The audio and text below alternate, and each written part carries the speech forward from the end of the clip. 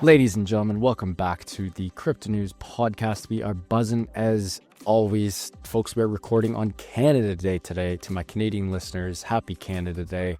And for our American listeners, it's our version of your July 4th, except we are much softer than you guys. Like most things in life, we don't do it up like you guys do. I've actually never done July 4th in the States. I always wanted to.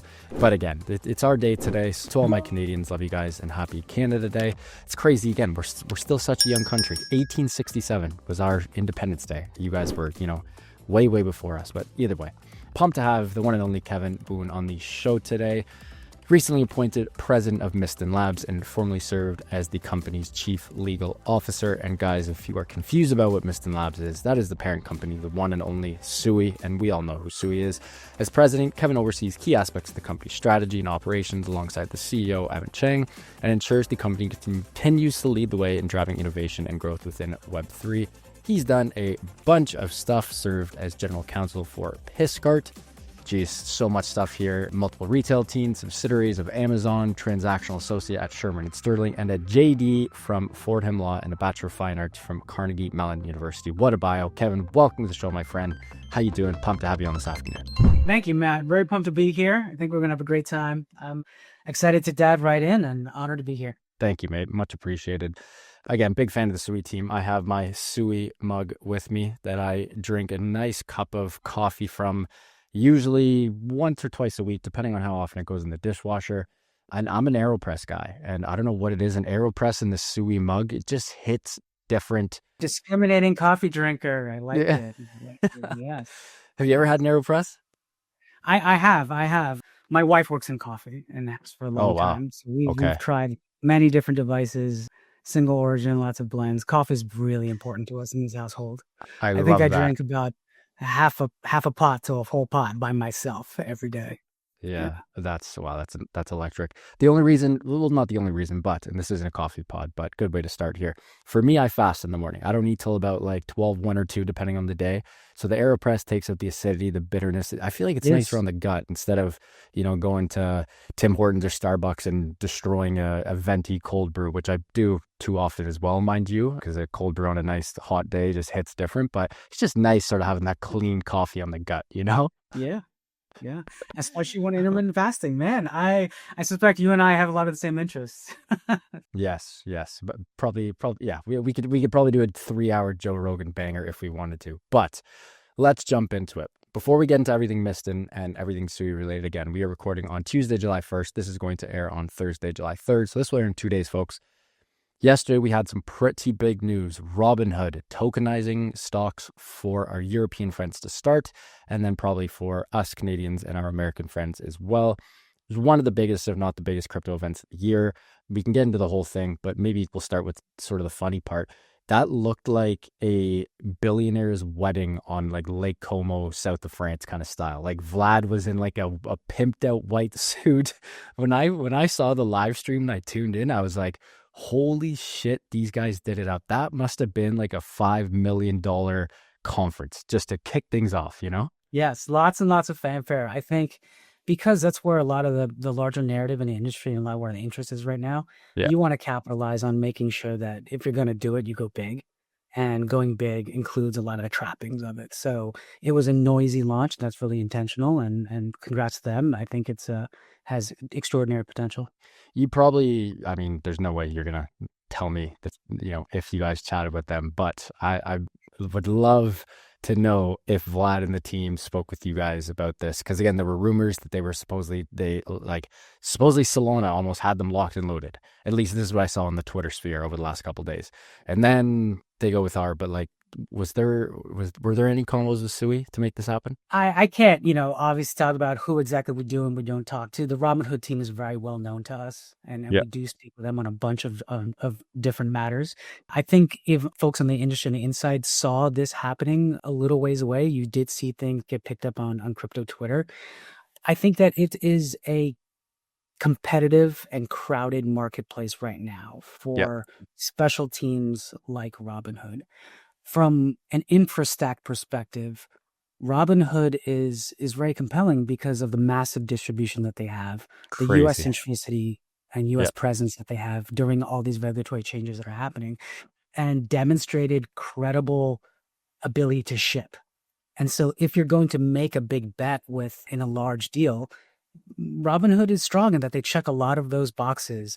It's not just about having a press push and not just about having a big splashy event like the one that we saw.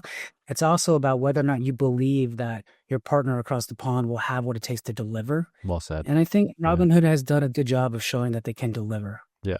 I mean, Robinhood executes like there's no tomorrow. They recently bought out Canada's biggest crypto company, WonderFi, as well. So they're just dividing and conquering, which, is pretty standard for the big companies. But in the mega financial super app space, I think they're building so many of these components and just a very, very fast cadence. Yeah, very, very true. And one thing I've thought about often here is like, again, I'm 30 years old. I'm a 95. Most of my friends, Kevin, we don't like, I don't know any.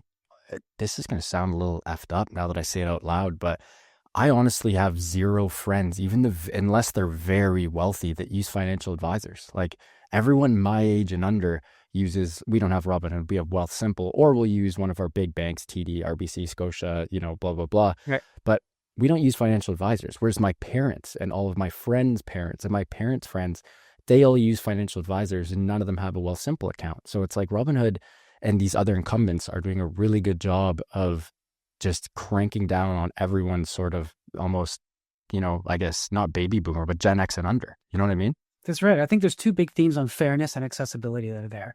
When you're using something like, Wealthfront, Betterment, Robinhood, all those different varieties, you have something that's surfaced to you where the terms are clear, the value proposition is clear. And in that term being sent to you, there's fairness. Because you know that you must have done something that qualifies you for this opportunity and that you know that other folks are getting the same type of terms.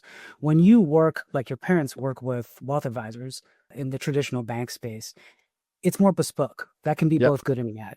So a lot of it is going to be relationship driven. In fact, the whole industry is intentionally relationship driven. So there is this aspect of who introduced you to those folks. How much capital are you bringing? How much is that management? And they will craft you something bespoke to you. To us in our generation, I'm a little older than you, but that can be seen in negative terms. Whereas I think for the older generation, there was an appeal in getting that custom treatment. Yeah. Well said there. Let's jump into SUI. Good start to the pod here. Well, SUI and Mysten, just I guess a good place to start just for the listeners who aren't familiar.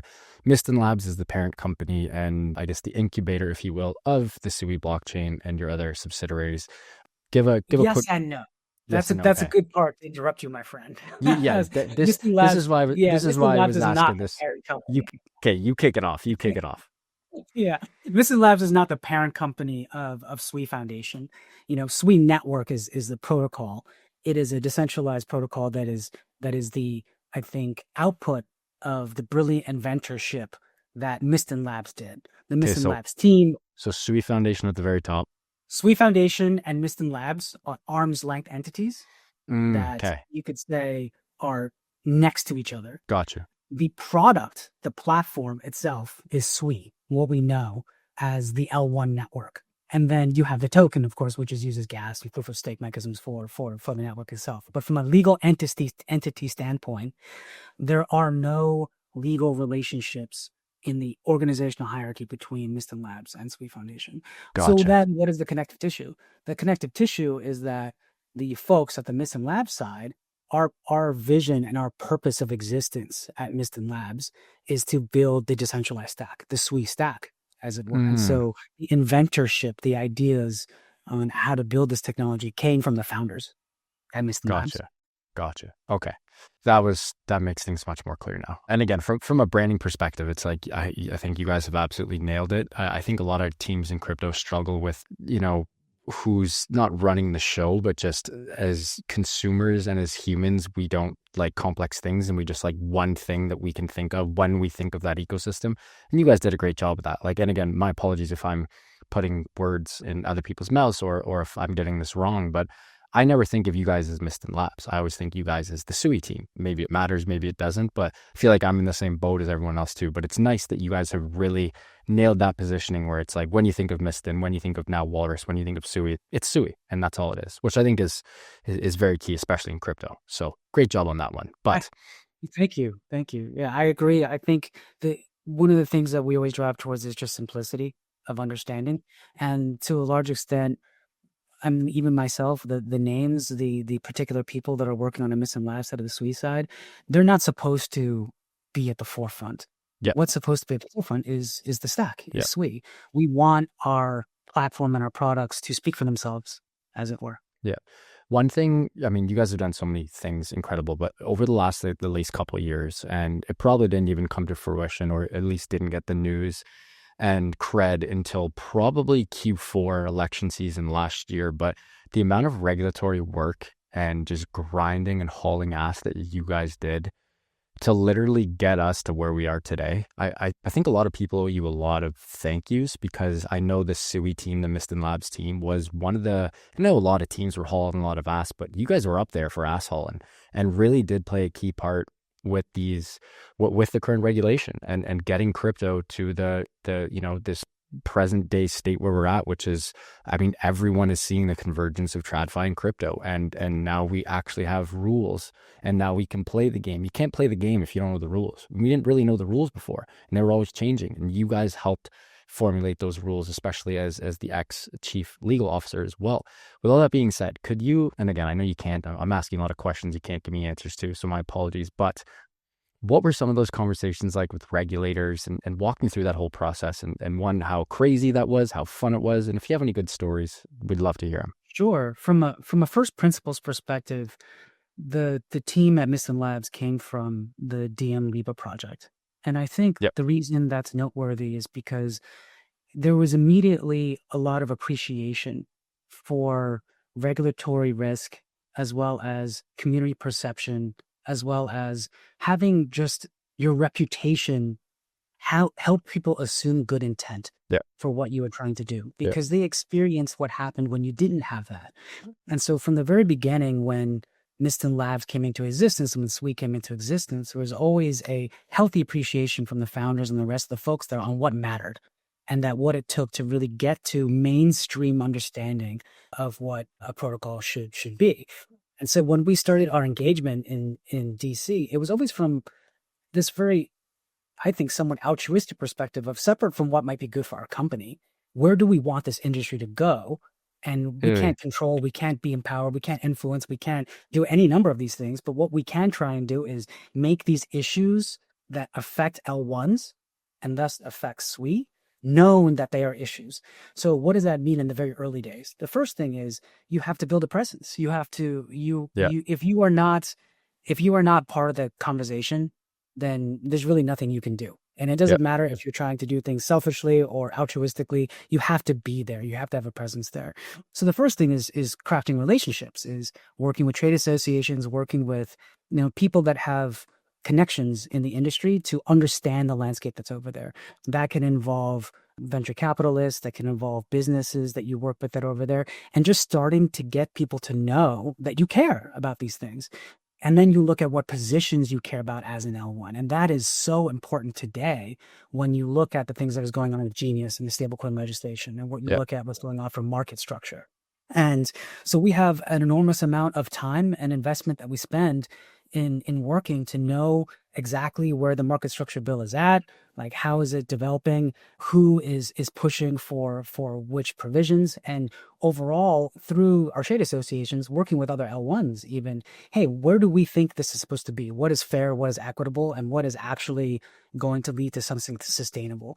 This idea of sustainability is very top of mind for us for the market structure bill, because if you write things and law passes in a way that is too extreme or has too many holes in it, there's a very real chance that either in the next administration or just in the years to come, it won't have the durability that it needs, that the whole industry wants. Yeah, well said there. Geez, it's so many good points I can bring up here. Let's start with the L1. You guys nailed that from the get-go. When you started, but when you and the team sort of left Libra, not left, but you know what I mean, when the whole Facebook thing fizzled out and then it was, okay, it's time to launch SUI, it wasn't sexy to do an L1 at that time. That time frame was L2 land. There was even like crazy L3, L4, L99 talk. Like everyone was like, oh, it's going to be the layers on top of the L1s. from the get-go, you guys are like, we're going to build an L1. It's going to be fast as shit. It's going to be decentralized. It's going to be POS, and we're going to make it work. Going through that process, was there ever any doubts? And then fast forward to today, when you guys are in the top 15, you've only been around for a couple of years, such a high ceiling. Like, how incredible has this whole journey been, knowing that you guys have really, taken a huge risk and executed on that as well? Never any doubts, especially on the L1 versus L2 question. Wow. That L2 narrative was very much the prevailing way that I think you could launch a token and then get credibility and momentum immediately. But it was never something that the founders ever would have done or took seriously, because the reason that SUI was born was around understanding fundamental limitations that you saw in what they were trying to build over at Facebook. And then looking at how you can improve on those things, take the pieces that are the best of what the team had worked on, and then really build something that is net new and wonderful that can solve some of the problems that we see. And so the reason that an L2 was never really in the running was because we take a problem specific approach to what we want to create. When we think of what we call the SUI stack today, which is different modular components that we hope to enable business transformation, we take a problem-driven approach. We can get into Walrus later, but if you think of SUI as the coordination layer and the app layer, well, why did we then work on Walrus next? Walrus is a decentralized storage protocol. It's because if you are trying to address some of the problems around centralized actors and building efficient, trustless systems, storage is inevitability. You have to be able to allow developers with tools that have a storage component to it. So of course we had to build this out next. And then we just go through all of the things that we know you're going to need to solve these problems that we see. And then we have our take on how it should be built and, how we release it into the world.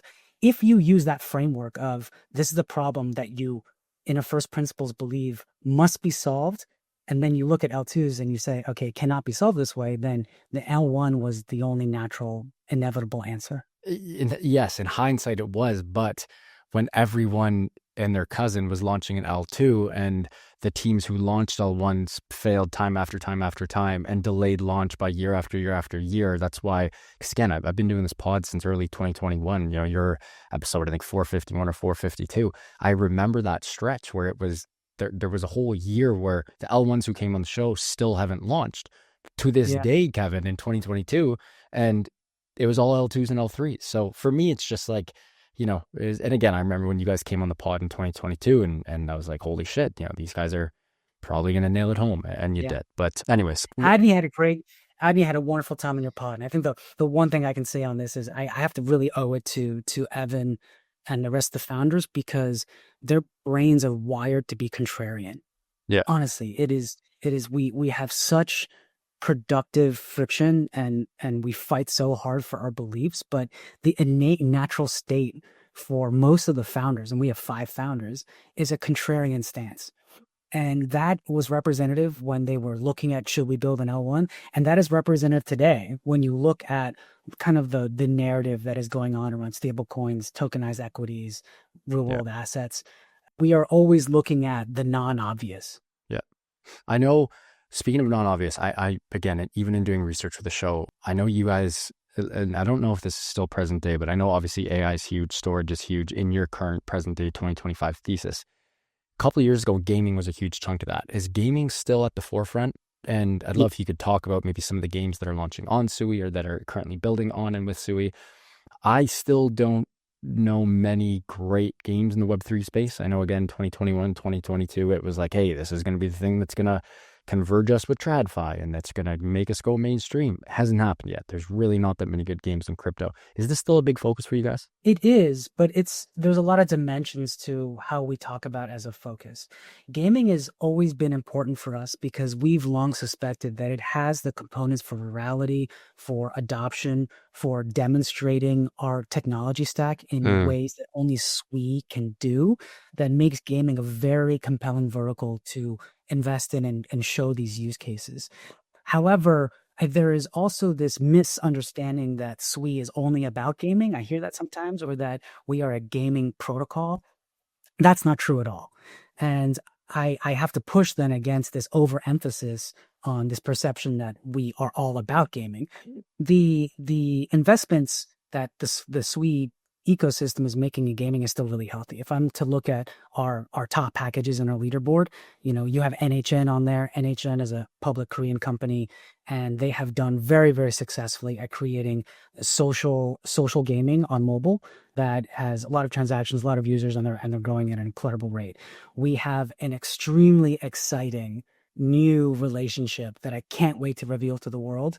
That is one of our most important partnerships ever. Wow. That is so unique, and that is an ecosystem within ecosystems. And that to me is also why gaming is special and what is different than the early years in gaming. I think in the early years in gaming, there was too much of an attitude of using token issuances, gaming token issuances for fundraising purposes without really having any real understanding of how that token is going to be used in the game in non-superficial ways. Yeah. Or to really power an ecosystem.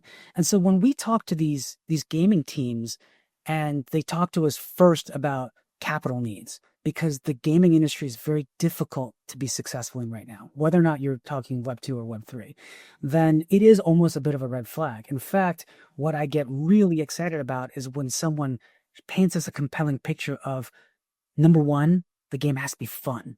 Has to be enjoyable. Thank you. Has to I've said be the this game. so many times. There is no Yes. such thing as a Web 3 game or a Web 2 game. A game is a game.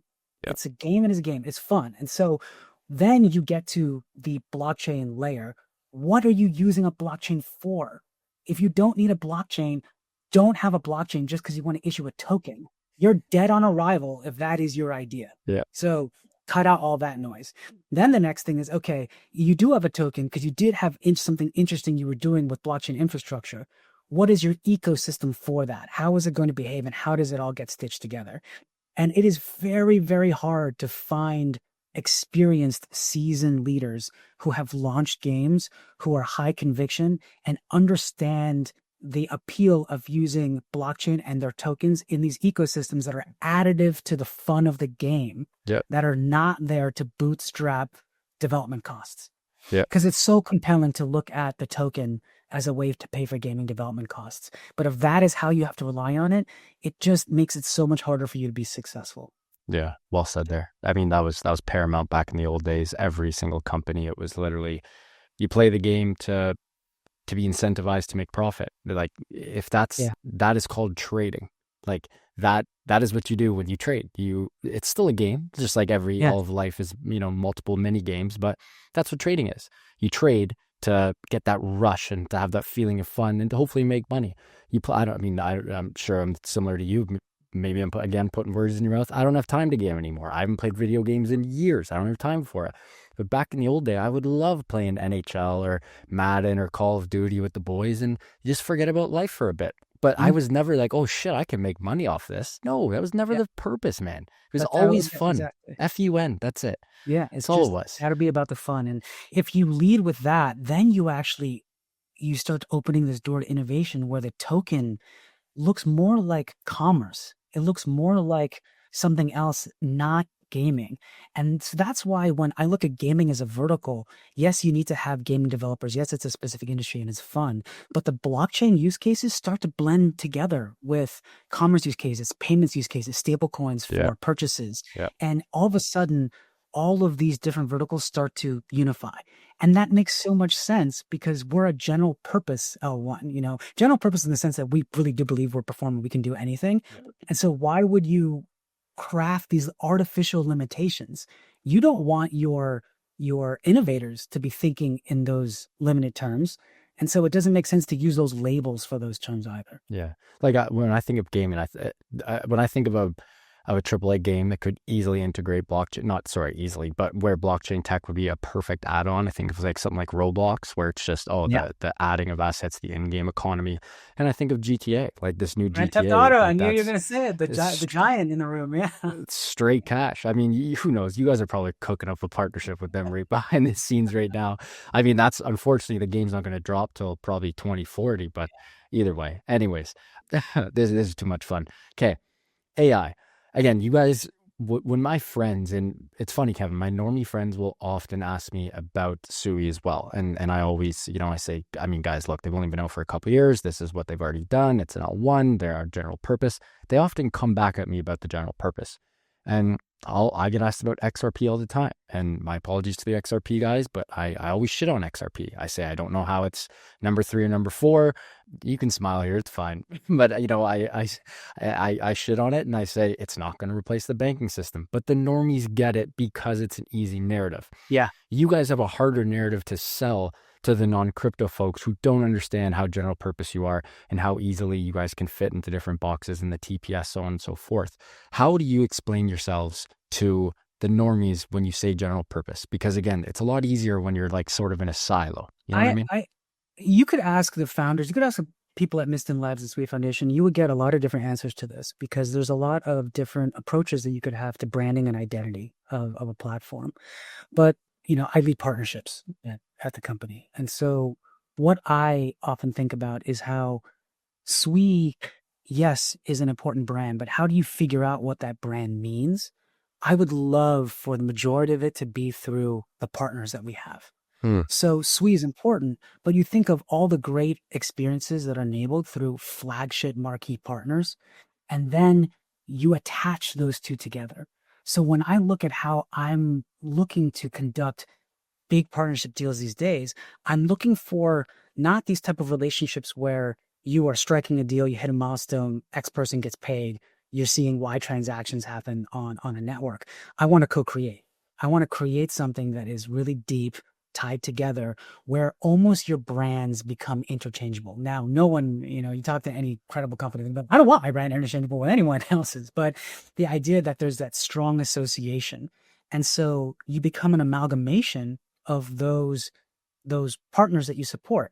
I think a lot of this thought that I have was influenced from my time at Square. I was at Square, well now Block. I was at Square when they IPO'd. And one of the most meaningful, very, very small things that Jack did on the background of the IPO was you had Square's logo, which looks like a square. It's now different. But they also had everything else was just all of the businesses that they supported across the whole backdrop.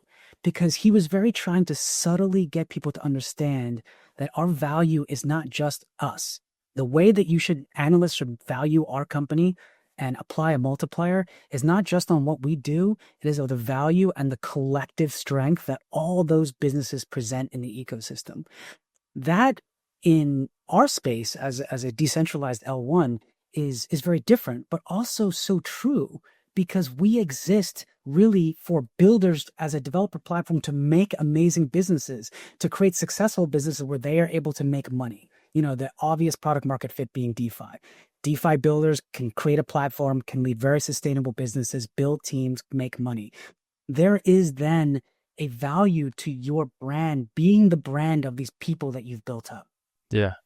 I know this isn't a full answer, but definitely I want a part of what SUI is understood as to be that hit gaming company, to be the Robinhood partnership that you do one day, to have that level of association of, that's how I'm supposed to understand SUI.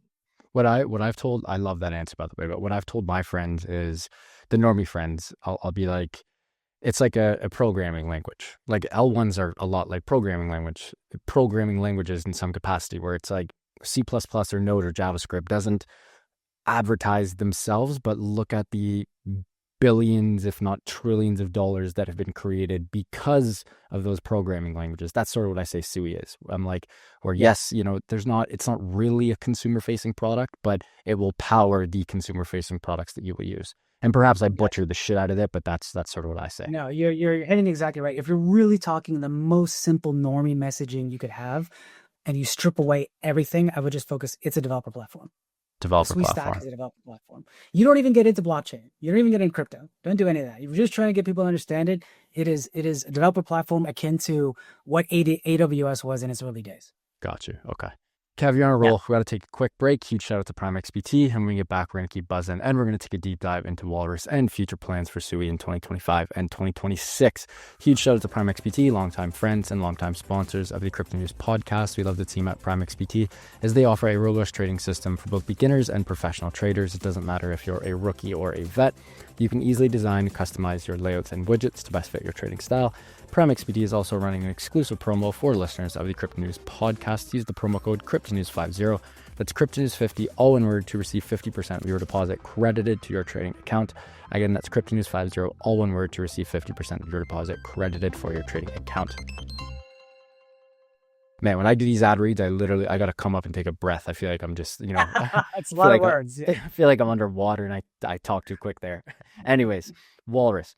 Walk me through Walrus. Yes. This is literally the secret sauce of giving devs the best decentralized dev experience out there, I guess is the way to put it. What exactly is Walrus, and why did you guys go so dialed in on decentralized storage? Yes.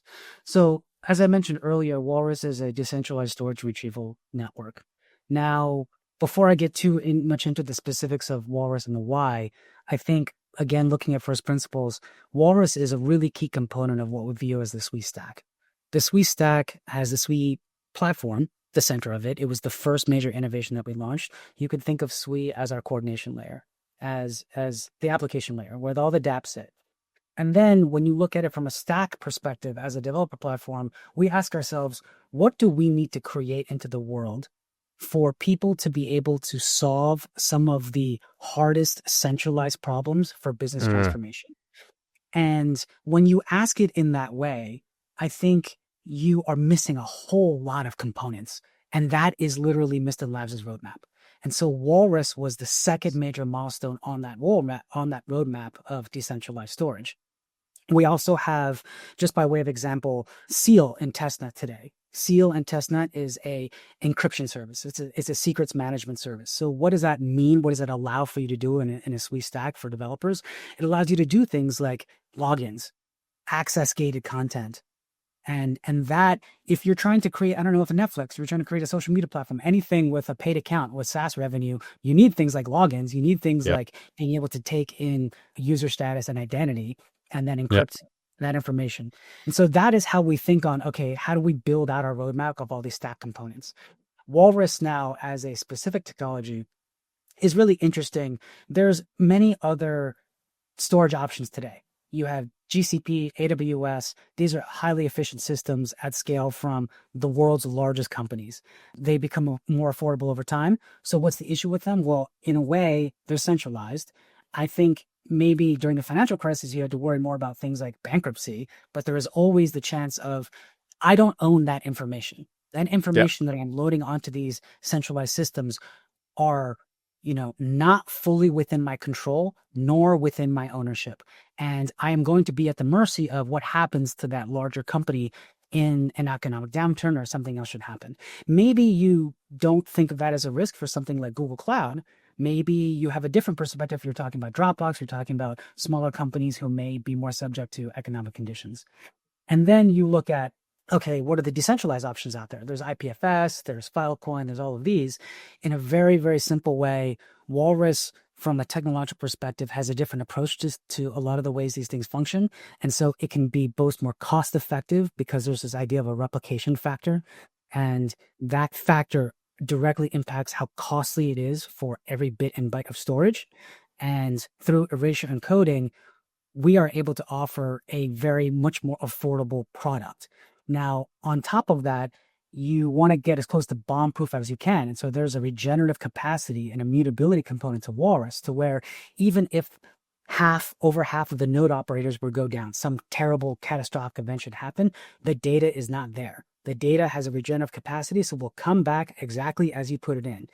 And then we apply different philosophies that we believe storage should have to our version of a network. A simple one that makes us different is some of these decentralized storage networks is you pay once, you put in content, and it is there forever. I'm not sure that is a flexible enough design that mirrors the needs of a modern app developer in our developer stack. And so what we do is anytime content is put onto Walrus, it can be deleted. it can be flagged for deletion. It can have this option that you're enabling developers. If you create this ability simply to delete content to a developer, and then you allow that to trickle down to the use cases that they are creating for their users, now you've created a much more flexible instrument. This is just one of the examples of a difference of a design decision. And then finally, I think the thing that we center most on in our marketing material is around this idea of programmatic storage. Part of the reason Walrus is so special is because it is so intrinsically tied to SUI. SUI is Walrus's coordination layer. What that means in practical terms is that every blob, every piece of data that is stored on Walrus is manipulatable as a SUI object. I think you know SUI pretty well. You understand Move. Move contracts are the language that we use. Move contracts can be used to manipulate Walrus stored objects. That now enables a whole interesting universe of programmable storage. An example of programmable storage that is kind of the most basic one is on-off. If you pay for the gas fees and for the storage fees, you can program in when a piece of content is going to expire. You can program how that thing should behave. But there is, through this idea of programmality through Move smart contracts, especially as you extend Move itself, now so many interesting, innovative things that you can do with storage, with programmable storage. Yeah, it just gives you, like, I know the term usability is a sort of overthrown in crypto, and utility is probably even a better term that's overused in crypto, but it's literally what this does is Walrus just gives more utility to the developers. Like, it's instead of having a blue river or a blue lake, now you have a blue ocean. Like, it just sort of opens the floodgates to get a lot more creative and to build shit that people will use. And that's still, again, 450 episodes, and we still haven't really found that like killer crypto consumer app. And there's teams like you guys who are, building the infra to let an amazing team come on and build that app. So that's what it's all about. Yeah. Talk to me about 2025. We're, literally we are halfway mark on the dot today. When this episode airs, there'll be halfway mark plus 2 days. Yeah. What's next over the next 6 months and maybe 2026? Wow, so much to talk about. I'll close out on a little bit of Walrus's roadmap and where it's going. Walrus launched like 12 weeks ago, I think 13 weeks ago. And when it launched, when you're building these ecosystems, you're cultivating the critical mass of people that are actually using it. You're a storage network, so obviously you're going to measure KPIs and blobs and data and amount of people that are actually uploading things, how many applications are linked into Walrus. When you're trying to get over that cold start problem of growing an ecosystem, the easiest place to find app developers and people that are using Walrus are going to be SUI developers. And so we did a great job of making sure that we went back to the SUI community and the SUI ecosystem and said, hey, if you have storage needs, please consider a decentralized approach that is consistent with your ethos over why you're working in this space in the first place, and use Walrus. And we've had tremendous traction that way. And then what we also did was we went to specific talks with very credible builders, and now we have the equivalent of a Dropbox in Walrus. That is Tusky, as well as Nami Cloud, where folks like Nami Cloud have built an app where you can use their API hooks to go into S3 and just immediately port over content. Super easy. That's like a separate category of partners that we've been focused on. People that are not just uploading their content directly into Walrus, but people that are creating platforms where their users are uploading content into Walrus. Now, the third focus area that is really what we're excited about is how do you get out of this crypto centricity? How do you get out of something that is already so easily within your reach, within your own SUI ecosystem, and start to talk to large enterprises over, hey, you should start considering a decentralized approach because of all these problems that you have over handling PII, having to own this data, having to touch this data, having to comply with GDPR and all these things, and then telling them about the SUI stack and how Walrus fits into it and starting to do those types of partnerships. So I think Walrus is growing, and the way that we look at growing it through partnerships is also evolving over time. So the next 6 months is going to be looking at those three verticals that I just mentioned to you. On the SUI side, SUI as an ecosystem, there's always new partnerships coming online. There's always a ton of new exciting stuff. I mentioned that gaming partner I'm really excited about. We're talking to a decentralized ad exchange that is so disruptive to Ad, ads, like man. really a Yeah. decentralized So, what? publishers buying and selling ads, folks like Coca-Cola, Johnson & Johnson, big companies involved in these massive ad networks. It's one of the oldest industries. It is the addressable market is massive. The number of transactions that happen in the time that you and I have had a conversation, there have been billions of transactions in just this ad partner that we're talking to. And they are a Interesting. wonderful example of a full stack usage of our technology of both the application layer as well as Walrus for storing these transactions, because you need to reconcile when these ad transactions had, because people are paid based on the veracity of, did this transaction happen and can I trust you that it happened as you said it would.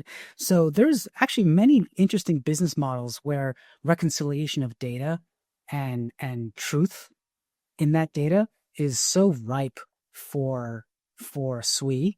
And then if you layer on top of it, it needing to be performant at real-time levels, for our speeds of finality, then I think I get really excited about certain types of industries like ads. That's wild. Another category is, I can't not talk about SUI as a financial instrument. There's tremendous momentum and appetite in the institutional markets for SUI.